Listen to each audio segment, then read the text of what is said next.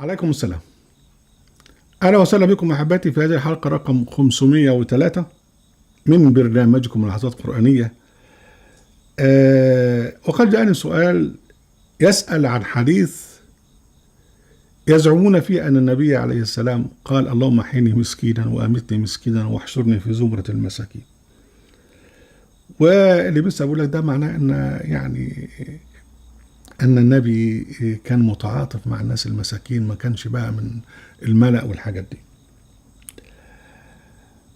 أقول أولا الحديث الكذب ده رواه الترمذي والحاكم، ودول جاءوا بعد البخاري، يعني البخاري ومسلم مش رووه، وأحمد بن حنبل مش رواه، والشافعي والموطأ مالك مش رووه. يعني إذن ده بقى اختراع جديد جاء به الترمذي والحاكم.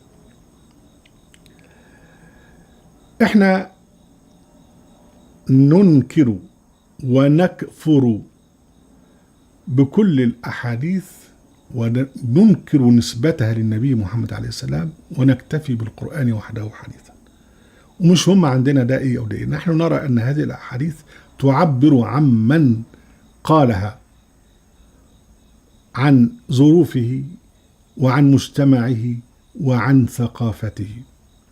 والحديث ده بالذات بيعبر عن الصوفية، لأن الصوفية كان لقبهم في العصر المملوكي الفقراء، وكان عندهم الذلة والخضوع إلى آخره، فحبوا أن يجعلوا لدينهم هذا أصلا، فاخترعوا الحديث ده اللي هو اللهم أحيني مسكينا وأمتني مسكينا واحشرني في زمرة المساكين. لكن هل هذا الحديث يتفق مع القرآن الكريم؟ حتى لو اتفق حديث ما مع القرآن الكريم ماشي، ما هو مش معنى كده ان النبي قال، لأن هننكر، لأن القرآن اكتمل، الإسلام اكتمل بالقرآن.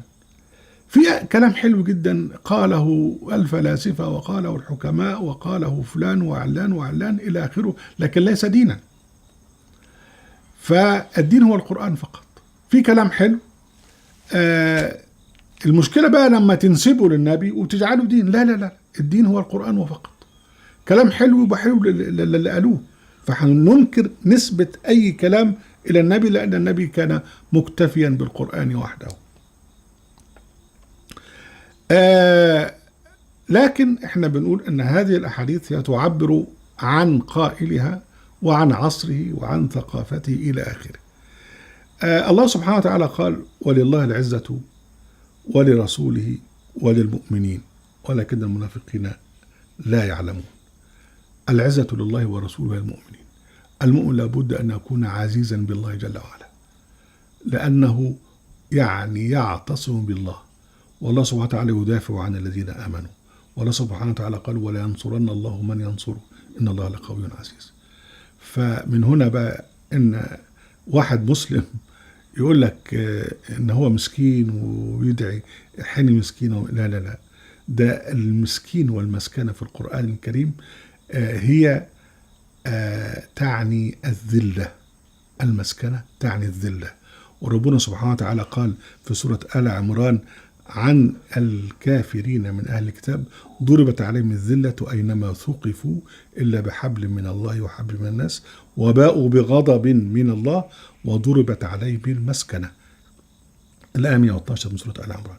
يبقى عندك الغضب بتاع ربنا والمسكنة والذلة، ده كلها مترادفات. فحكاية احيني مسكين وبتني مسكين واحشرني في زمرة المساكين، لا لا، هذه تخالف القرآن الكريم. وربنا سبحانه وتعالى في سورة البقرة 91 يقول: وضربت عليهم الذلة والمسكنة وباءوا بغضب من الله. برضو بتلاقي الذلة والمسكنة وغضب ربنا مترادفات على من يستحق هذا. إذا لا يمكن واحد يوصف بالمسكنة أن يكون مؤمنا، إلا إذا كان وصف المسكين في القرآن الكريم للواحد المحتاج. الواحد المحتاج ربنا سبحانه وتعالى بيجعل الواجب في رعاية المساكين إطعام المساكين، لأن الإنسان لما يصل إلى أنه لا يجد طعاما هنا بيكون بقى مسكين، لأنه الطعام دي الحاجة الأساسية.